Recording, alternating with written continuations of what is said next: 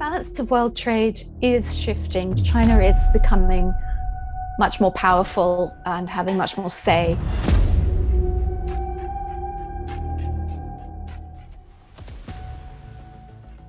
I think the traditional powers such as Europe, the United States, Japan as well, need to ask themselves quite carefully to what extent they want to take on the risk represented by allowing China, with its very powerful Communist Party, to dominate increasingly world trade, supply chains, and issues like that. I went to Hamburg to take a look at Hamburg port, which is where Chinese ships and ships from other countries, massive container vessels, 400 meters long, regularly pull in to unload and load cargo. And I went through the port on a boat and got really close up to the COSCO ship. And that ship was the Libra, the COSCO Libra. COSCO is China's state shipper. It's a state-owned company. COSCO has hundreds of ships. The Libra is in some ways very symbolic because she was pulled into Hamburg port at Tollerort terminal. COSCO is trying to buy about 1/3, 35% exactly, of operations. And it would be the first time that the Chinese state shipper is buying into Hamburg port. The deal's controversial because there's a growing sense in many democratic countries, in the US and Germany, in other places too, that China's investments in ports is part of a bigger strategic plan to gain control and to be able to manage, if you like, trade, but also to influence local government by making investments into overseas ports, so ports outside of China.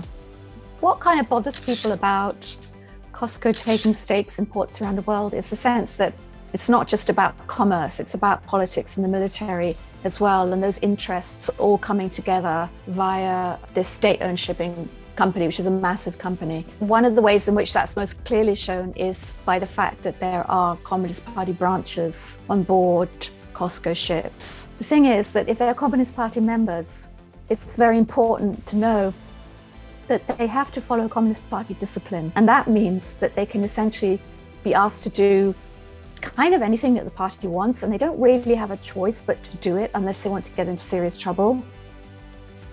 As far as we know, Chinese companies have investments in 96 separate ports around the world, on every continent. Of the 96 ports where China has investments, more than half of these deals, about 58, were made in the last decade alone.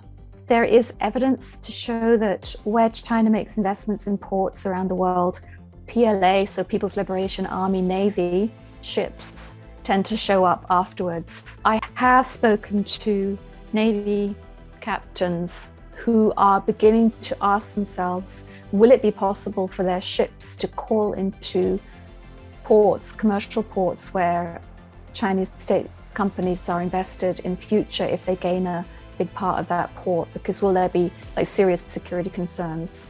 Is that an avenue that's going to shut down? I think another issue is that as China gains acquisitions in ports, that the way China's commerce being so politically colored as well, that through the presence of the Communist Party, that they start to have influence over local governments and over local politics and start to create decisions which benefit Chinese interests overseas rather than purely commercial interests. Another concern is that China does have a long track record of using trade as a weapon, often in quite unseen ways. So they won't, for example, state that something is going to happen, for example, but they may suddenly start blocking exports or imports of certain goods now from other countries. I think ultimately what China wants from this growing influence on international ports and in trade is, first of all, of course, it is interested in business, and it is a genuinely